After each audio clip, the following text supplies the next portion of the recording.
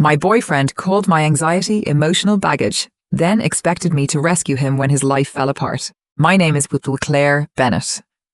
I'm 31 years old, and for almost 2 years I truly believed I'd found the man I would spend the rest of my life with. His name was Ethan Carter. If you'd met us back then, you probably would have assumed we were one of those couples destined to make it. We laughed easily, argued rarely, and spent our weekends wandering farmers markets, planning vacations we couldn't yet afford, or touring apartments we loved imagining as our future home.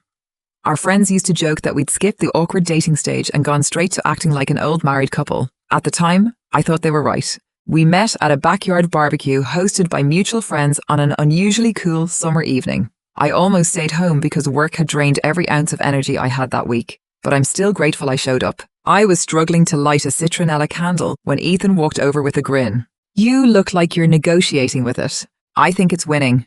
He laughed, took the lighter from my hand and said, "I've got this." Less than a minute later, the candle was burning, and somehow that tiny moment became a 4-hour conversation. We talked about movies, travel, ridiculous college jobs, our families, and the books collecting dust on our nightstands until everyone else had already started cleaning up. Before I left, he asked for my number, and I spent the entire drive home smiling. Within 6 months, we were together almost every evening. A year later, we were comparing apartment listings over takeout, debating whether we'd rather have a balcony or an extra bedroom. "I vote for the balcony," Ethan said one night. "So you can buy another grill." He smiled and shook his head. "So you can drink your coffee outside every morning." That answer stayed with me because it was exactly who he seemed to be. He remembered the little things that made me smile. Back then, I thought that was what love looked like. As our relationship grew, conversations about marriage, children, and the home we hoped to build together came naturally. Nothing felt forced. Everything seemed to be falling into place, or at least that's what I believed. There was one part of my life Ethan knew about, but never truly understood. I have generalized anxiety disorder. I was diagnosed at 24 after struggling for several years, but by then I'd learned how to manage it instead of letting it control my life. Medication, therapy, regular exercise, and years of understanding my own limits gave me a routine that worked. I recognized the warning signs early enough to slow things down before they became overwhelming. Long runs, quiet walks, or an extra therapy appointment usually kept me grounded. And while it wasn't a perfect system, it allowed me to build a full, happy life. By then, I'd spent 5 years working as a project manager for a construction company. I loved my job, had supportive friends and family, and genuinely enjoyed the life I'd built. Anxiety was part of me, but it was never the whole story. Ethan knew I took medication every morning and saw my therapist every other week. What he rarely witnessed were the difficult days, because I'd become good at managing my symptoms before they spilled into my relationships. Looking back, I think that created an illusion. He knew I had anxiety, but he believed it was something a pill and a therapy session could simply make disappear. About 8 months before everything fell apart, life tested that illusion. Work became overwhelming almost overnight. 3 major construction projects started unraveling at the same time. Deliveries were delayed, contractors missed deadlines, clients demanded answers nobody could honestly give, and 60-hour work weeks quickly became my normal. Then my father called. "I've got some test results," he said quietly. "They found something?" Those 3 words turned my world upside down. For nearly 2 weeks, my family lived in uncertainty, and every hospital update left my stomach in knots. I barely slept, often waking in the middle of the night convinced my phone had rung, only to lie awake imagining conversations I prayed I'd never have. The doctors eventually confirmed the growth was benign and completely treatable, but by then, my body had forgotten how to relax. The anxiety lingered. I lost my appetite, survived on coffee and whatever I remembered to microwave before bed, and somehow kept smiling through meetings as though nothing had changed. No one at work noticed how exhausted I really was. Ethan did. One evening, while we were having dinner at my apartment, he quietly set down his fork. "You've been somewhere else lately." "What do you mean?" "You laugh less. You've been pulling away from me." Guilt hit me immediately. "It isn't you." "Then tell me what it is." I stared at my plate for a long moment. I'd spent years believing asking for help made me a burden, but this was the man I'd planned a future with. If I couldn't trust him, who could I trust? So I told him everything. I told him about work, my father's health scare, the sleepless nights, the intrusive thoughts, and the extra therapy appointments I'd scheduled because I knew I was starting to struggle. "I don't need you to fix any of this," I said quietly. "I just wanted you to understand why I've seemed different." His expression softened immediately. He reached across the table, squeezed my hand, then walked around to pull me into a hug. "I'm really glad you told me." I finally exhaled. "I was worried you'd think something was wrong between us." He rested his forehead against mine and smiled. We'll get through this together. I believed him. For the first time in weeks, I fell asleep feeling lighter. My problems hadn't disappeared, but I thought I wasn't carrying them alone anymore. The next morning, I reached across the bed and found only an empty pillow. At first, I assumed he'd gone out for coffee like he had before, but then I noticed his overnight bag was gone. My phone lit up with a single unread message from Ethan. As I opened it, a strange calm settled over me, almost as though some part of me already knew what was coming. I've been thinking all night. I realized I can't accept your emotional baggage anymore. It's too much for me. We're done. Please respect my decision and don't contact me. I read it once, then again, unable to make sense of the words. Less than 12 hours earlier, he'd been holding me, promising we'd get through everything together. Now he was ending a 2-year relationship with a single text message because I'd finally trusted him with the hardest part of my life. I started typing a reply, erased it, tried again, then deleted every word. Anger, confusion, and disbelief crashed into each other until my hands began to shake. Then, just as suddenly, everything inside me went still. I typed one final sentence. Thank you for showing me who you really are. I hit send, blocked his number, removed him from every social media account, and closed every door back into my life. Then I sat alone in the silence of my apartment, convinced that chapter was finally over. I had no idea the man who dismissed my anxiety as emotional baggage would return 6 months later asking for something only I could give. The first few weeks after the breakup were brutal. I kept reaching for my phone to tell Ethan something before remembering there was no one to call, and some nights I reread his message so many times I wondered whether I'd somehow missed the warning signs all along. Therapy became my lifeline. I began going every week, adjusted my medication with my doctor's help, and slowly rebuilt the routines I'd abandoned. I started running again, cooked proper meals instead of surviving on coffee, spent weekends hiking with friends, and talked to my parents more often. Healing came gradually. The pain didn't disappear overnight, but eventually I realized the deepest wound wasn't losing Ethan. It was accepting that the man I'd trusted most had looked at my vulnerability and decided it made me too difficult to love. About 3 months after the breakup, I moved across town. Officially, my lease was ending. In reality, I couldn't bear walking past the corner where Ethan used to meet me after work, or standing in the kitchen where we'd once argued over cabinet colors for an apartment we'd never share. Sometimes a fresh start isn't about running away. It's about giving yourself the chance to stop reliving the same memories every day. By the 6th month, the apartment finally felt like home. The walls held my photographs, the bookshelves were full again, herbs covered the balcony, and for the first time in months, peace felt familiar. Then one Thursday afternoon, everything shifted. Mixed in with the usual bills and junk mail was a cream-coloured envelope with my name written across the front. The handwriting stopped me cold. Ethan. I had never told him my new address. I stood there for a long moment before turning the envelope over. His return address confirmed what I already knew. Curiosity eventually won, and I carried it upstairs. Inside were 4 neatly folded pages. The first sounded almost like the Ethan I'd fallen in love with. He apologized repeatedly, admitted ending our relationship over the text had been cruel, and confessed he'd panicked because he hadn't understood how serious anxiety could become. He wrote that he thought about me every day and wished he could go back to that night. One paragraph read, I've replayed that night 1,000 times. If I could go back, I'd stay. I'd hold you instead of running. Against my better judgment, my chest tightened. Those were the words I'd once dreamed of hearing. He remembered our favorite coffee shop, the little bookstore we always visited, and dozens of small details I'd assumed he'd forgotten. By the 2nd page, he was calling the breakup the biggest mistake of his life and asking if we could meet for coffee. For a brief moment, I caught myself wondering whether people really could change. Then I turned the page. Almost imperceptibly, the tone shifted. I explained that he'd lost his job 2 months earlier, his landlord wasn't renewing his lease, and everything in his life was falling apart. He wrote about how organized I'd always been, how I'd managed our budgets and savings plans, before finally admitting what the letter had really been about.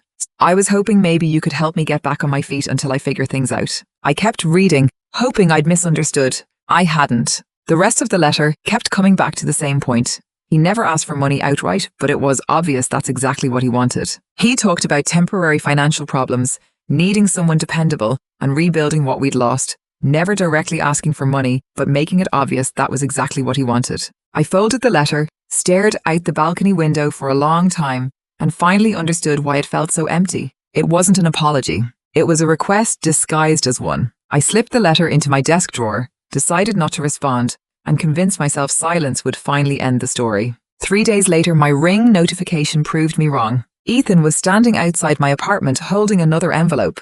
He rang the bell, knocked several times, and finally spoke through the camera. "Claire, I know you're probably home." I stayed where I was. For nearly 15 minutes, he waited outside, knocking every few minutes before quietly leaning his forehead against the wall beside my door. Months earlier, seeing Ethan outside my door would have broken my heart. Now it only reminded me how different regret looks when someone finally needs something. Before leaving, he slipped a folded note beneath my door. "I know you're still angry. I'm parked outside. I'll wait as long as it takes. Please come down when you're ready." I looked through the living room window and saw his car exactly where he'd said it was. I closed the curtains, made myself lunch, turned on a cooking show, and went on with my afternoon as if he weren't there. Nearly 90 minutes later, his car finally pulled away. That evening, he emailed again, but the tone had completely changed. The apologies were gone, replaced by accusations that I was being cruel and emotionally unhealthy for ignoring someone who had apologized. One sentence actually made me laugh. "I honestly thought therapy would have helped you become more forgiving by now." The same man who had walked away because of my anxiety was now trying to use therapy against me. I archived the email without responding. The next afternoon, Rachel, the mutual friend who had introduced us, called to tell me Ethan had reached out to her. He'd been crying, insisting he couldn't understand why I refused to speak to him, and asking her to convince me to give him one more chance. I didn't argue or defend myself. Instead, I opened my photo gallery, found the screenshot I'd kept of his breakup message, and sent it to her. "I can't accept your emotional baggage anymore." Then I added one sentence. "This is how our relationship ended after I trusted him enough to tell him I was struggling. I hope this helps explain why I don't want any further contact." Rachel didn't reply immediately.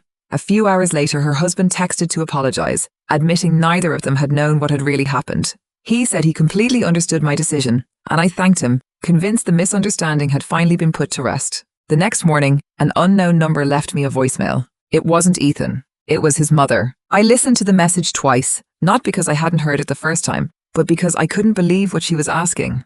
"Claire, sweetheart, it's Linda." She spoke gently, almost warmly, as though we were catching up instead of discussing the son who had ended our relationship with a text message. "I know Ethan made a mistake, but everyone makes mistakes. He's having a really hard time right now. I know you've struggled with anxiety yourself, so I thought you'd understand what it feels like when someone isn't thinking clearly." Linda's words hit the same nerve Ethan had months earlier. The anxiety he once used as a reason to leave had suddenly become the reason I was expected to forgive him. She spoke gently, insisting Ethan was hurting.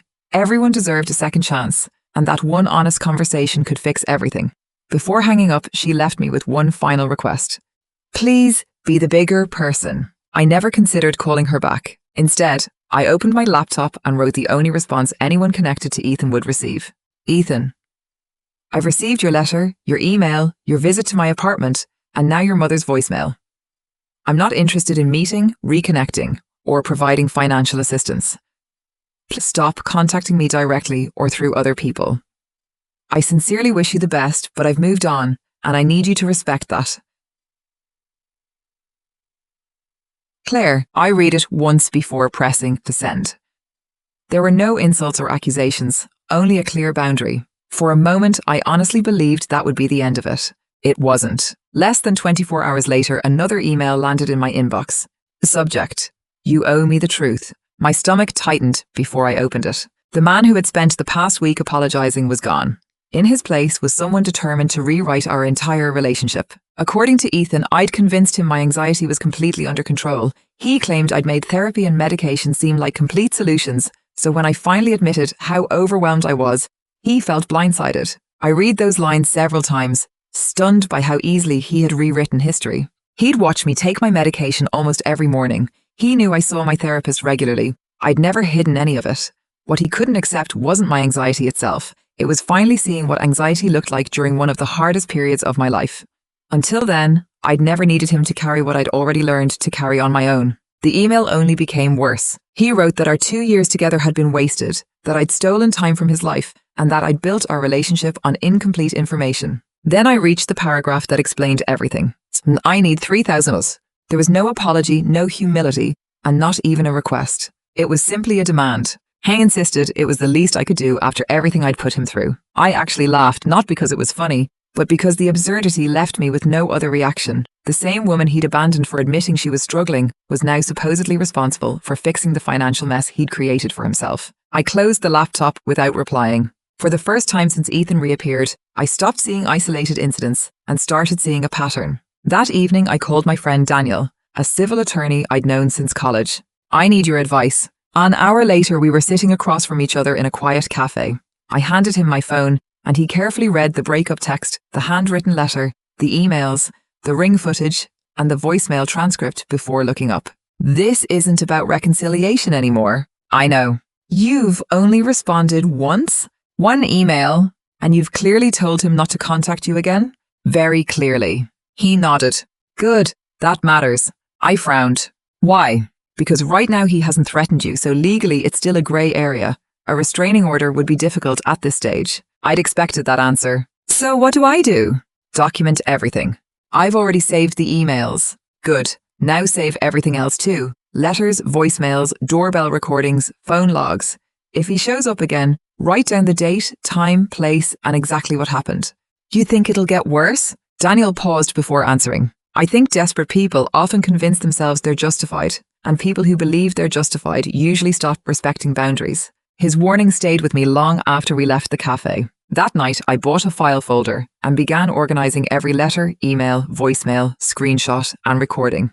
Halfway through, I realized I wasn't preserving memories anymore. I was collecting evidence. The thought unsettled me. Rain tapped softly against the balcony door while I made tea, curled up on the couch with a book, and tried to believe Daniel was simply being cautious. The following Wednesday, just after lunch, the receptionist from my office called. Claire? Yes? There's a man in the lobby asking to see you. Every muscle in my body tensed. Before she even said his name, I already knew. Did he tell you who he was? He said his name is Ethan. I stared blankly at the spreadsheet on my screen as Daniel's warning echoed in my head. Document everything. Taking a slow breath, I said, please tell him I'm unavailable. Should I ask him to leave? Yes. And if he refuses? Call security. I stayed at my desk, hoping he'd finally accept my answer and walk away, but deep down I knew better. Less than 2 minutes later, the receptionist called again. Claire, he's refusing to leave. What happened? I told him you weren't available, but he said he'd wait. When I explained visitors needed appointments, he started saying it was an emergency. Now he's raising his voice and keeps insisting you won't even give him 5 minutes. I'll stay upstairs, I said. Please let security handle it. They're already on their way? I walked to the conference room overlooking the lobby. From the second floor window, I could see Ethan standing near the reception desk. He looked thinner than I remembered. His clothes were wrinkled and dark circles shadowed his eyes. For an instant, I caught a glimpse of the man I'd once imagined marrying, but the feeling disappeared the moment he shouted across the lobby. I'm not leaving until she talks to me. Employees slowed to watch, and people waiting by the elevators turned toward the commotion, while the receptionist calmly repeated, Sir, I'm asking you one final time to leave the building. I just need 5 minutes. You don't understand. Security arrived moments later. One guard tried speaking to him quietly, but Ethan refused to move. When the second guard stepped in, he suddenly broke down. I've ruined everything, he cried. I just need her to listen. I have nowhere else to go. The entire lobby fell silent. Some people looked away, clearly uncomfortable, while others watched without saying a word. The guards remained calm. One rested a hand lightly on Ethan's shoulder and said, Sir, it's time to leave. Haw resisted for a few more seconds, not aggressively, but desperately, before finally allowing them to escort him outside. From the window, I watched him lean against his car with both hands covering his face. I stayed at the window until Ethan's car disappeared, then returned to my office. About 20 minutes later, my manager, Mark, knocked gently before stepping inside. You okay? I will be. The receptionist filled me in. I nodded. He's my ex-boyfriend. We broke up 6 months ago and he's been trying to contact me. Mark folded his arms. I figured it was something like that. You don't owe me an explanation, but I need to know this won't become a regular problem. It won't. I've already told him not to contact me. He studied me for a moment before nodding. If anything else happens, let me know immediately.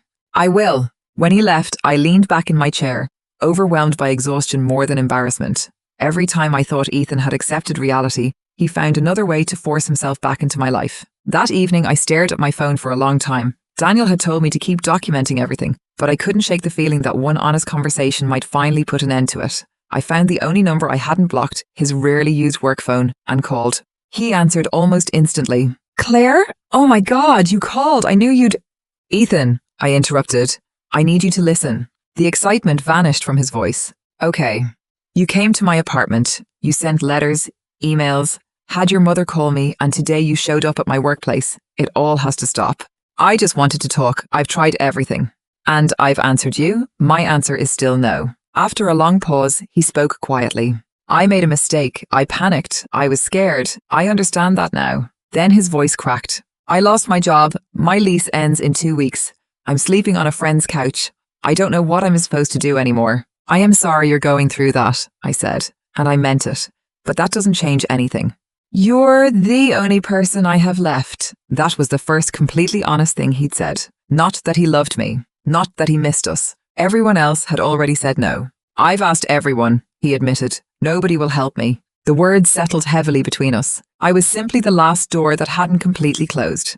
When I trusted you with the hardest part of my life, I said quietly, you called it emotional baggage and ended our relationship with a text message. I didn't deserve that. I know, he whispered. I'm sorry. I believe you regret it, but regret doesn't erase consequences. I can't rebuild trust and I can't become the solution to problems you created. Silence stretched between us before he finally asked, so that's it? After 2 years, you're leaving me like everyone else? I looked out toward the fading evening light. No, you left me 6 months ago. Before he could say anything else, I ended the call. It didn't feel satisfying or empowering. It simply felt like closing a door that never should have needed closing twice. I hoped that conversation would finally end everything. 2 days later, while I was paying for groceries, my phone buzzed with a Venmo notification. Request 3,000. From Ethan Carter. Memo. You know what this is for. I declined the request, blocked him on Venmo, slipped my phone back into my purse and walked out of the store. I still had no idea the worst boundary was yet to come. 3 days later, while I was making breakfast, my mother called. Her voice sounded calm, but something beneath it immediately put me on edge. Claire, do you have a minute? Of course. I got a call yesterday. My stomach tightened. From who? A young man named Ethan. I closed my eyes. Of course. He introduced himself as your ex-boyfriend, she continued. He said he'd been trying to reach you because of an emergency, that you refused to speak to him, and that you were the only person who could help. I'm sorry he dragged you into this. She ignored the apology. What really happened, Claire? There was no accusation in her voice. She simply wanted the truth before making up her mind. So I told her everything. Beginning with the night I finally admitted my anxiety had become too much to carry alone. I even read it aloud. But I can't accept your emotional baggage anymore. Silence hung between us before I told her about everything that followed. The letter, the surprise visit to my apartment, the emails, his mother's voicemail, the scene at my office, the phone call, and finally the Venmo request. I didn't leave out a single detail. When I finished, my mother let out a slow breath. Oh, sweetheart, so that's why. Yeah. I kept wondering if I was being too hard on him. You weren't. She was quiet for a moment before saying something I've never forgotten. The moment you trusted him with your pain, he made a choice. He decided your vulnerability was something to run away from, and the consequences of that choice belonged to him, not you. My throat tightened. I still feel guilty sometimes. I know, she said softly. You're compassionate, and that's one of the things I love most about you. But compassion doesn't mean sacrificing your own peace. Then she added, if someone burns a bridge, they don't get to complain when they can't cross it later. For months, I'd quietly carried one question I was almost afraid to admit. Was I a bad person for refusing to help him? My mother answered it without hesitation. No, protecting yourself isn't cruelty. It's wisdom. After we hung up, I sat on the balcony, watching the morning sunlight stretch across the floor. For the first time since Ethan had come back into my life, I stopped feeling responsible for what happened to him. His future would be shaped by his own choices, not mine. The next few weeks passed in unexpected peace. No emails, no letters, no unknown numbers, and no surprise visits. Gradually, I stopped checking my Ring camera every evening and stopped assuming every notification meant Ethan had found another way to reach me. One afternoon, Rachel texted, "Do you have a minute?" I called her back immediately. I wanted to apologize again. You already have. I know, but I believed everything Ethan told me. I had no idea what you'd really been through. You couldn't have. She hesitated before lowering her voice. There's something else. Ethan's been asking people for money. What do you mean? He asked me, my husband, 2 former co-workers, and even people from his old college group. Everyone said no. That didn't surprise me nearly as much as I expected. Rachel went on to explain that he'd also been fighting with his parents after they refused to keep supporting him financially. Over the past month, he'd become increasingly desperate, promising to repay loans and then lashing out whenever people hesitated. More than one friendship had ended because of it. I don't think losing his job started this, she said quietly. I think Ethan has depended on other people for much longer than anyone realized. Life was stable enough that nobody noticed. Now everything's falling apart and it's impossible to ignore. After we hung up, I kept thinking about what she'd said. For 2 years, I'd believed Ethan was dependable, independent, and emotionally mature. Looking back, I wondered how many warning signs I'd explained away simply because I loved him. I didn't feel vindicated. The relationship was already over, and there was nothing satisfying about watching someone unravel. If I felt anything, it was sadness for the version of Ethan I'd convinced myself existed. Maybe he had changed, or maybe I'd spent 2 years loving the man I hoped he would become instead of the man he really was. A month later, Rachel sent one last message. Just thought you should know. Ethan moved back in with his parents out of state. I read it, locked my phone, and went on with my day. There was no anger, relief, or celebration. His story no longer belonged to me. A few weeks later, while cleaning the top drawer of my desk, I found the cream-coloured envelope Ethan had mailed months earlier beside the file folder Daniel had told me to keep. I looked at both for a moment before setting them aside. I didn't need another apology or another explanation. The last thing I'd heard about Ethan was that he had run out of places to turn, and somehow that felt like the only ending his story needed. One morning, I spread the folder across my dining table. Emails, screenshots, doorbell recordings, phone logs, everything I'd once saved out of fear. Months earlier, those papers would have tightened my chest. Now they felt like records from someone else's life. The first thing I picked up was the screenshot of his breakup text. I can't accept your emotional baggage anymore. For months, I treated those words as though they defined me. Looking at them now, I finally understood they never described who I was. They described the limits of the man who wrote them. He hadn't been willing to love someone through a difficult season, so he convinced himself my anxiety was the problem instead. I slipped the screenshot back into the folder, not because I wanted to revisit it again, but because it reminded me of the day I stopped apologizing for being exactly who I was. Therapy remained part of my life, just as medication, exercise, and the routines I'd worked so hard to build remained part of it. Some weeks were harder than others, but I no longer mistook difficult days for personal failure. Anxiety still visited from time to time. The difference was that I no longer believed it made me unworthy of love. About a year after the breakup, Mark stopped by my office. I've been meaning to tell you something. What? You handled everything that happened here better than most people would have. It didn't feel that way. It rarely does, he said with a smile. But you stayed professional, protected yourself, and never let it affect your work. People noticed. His words stayed with me because they reminded me that while I was busy surviving, other people had quietly seen my strength. Not long afterward, I met my parents for breakfast. Dad looked healthier than he had in years, and Mom smiled as she poured me another cup of coffee. You seem lighter? I am. You don't check your phone every 5 minutes anymore. I laughed. I didn't even realize I was doing that. Dad looked up from his newspaper and smiled. You've got your laugh back, kiddo. I was right. Only then did I realize how much I'd changed. Somewhere between heartbreak, therapy, and learning to protect my own peace, I'd found the part of myself I thought I'd lost. Friends occasionally asked whether I was dating anyone. The answer was always the same. No, it wasn't because Ethan had ruined love for me or because I was afraid to trust again. I simply wasn't in a hurry anymore.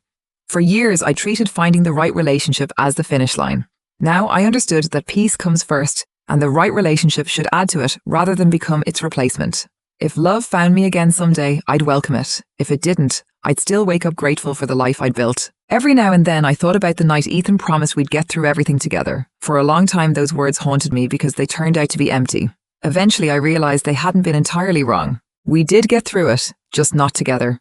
Ethan walked away while I stayed and rebuilt my life one ordinary day at a time. I faced my anxiety, rebuilt my life, and discovered I was far stronger than I'd ever given myself credit for. In the end, I was the one who kept the promise. If I ever fall in love again, I won't hide the difficult parts of my life. I'll be honest about my anxiety, therapy, medication, and the occasional sleepless night because those things are part of my story, not something to be ashamed of.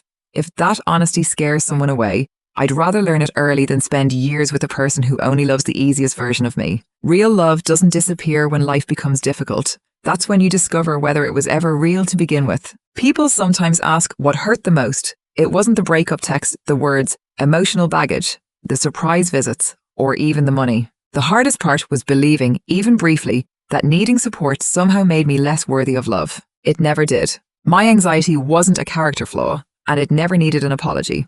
Anyone who treats your vulnerability as a burden is telling you exactly how they'll respond when life stops being convenient. Sometimes the kindest thing you can do is believe them and walk away. I genuinely hope Ethan finds the help he needs. Whether he does or not is no longer part of my story. My story truly began the day I stopped apologizing for who I was and finally believed I was worthy of love exactly as I am.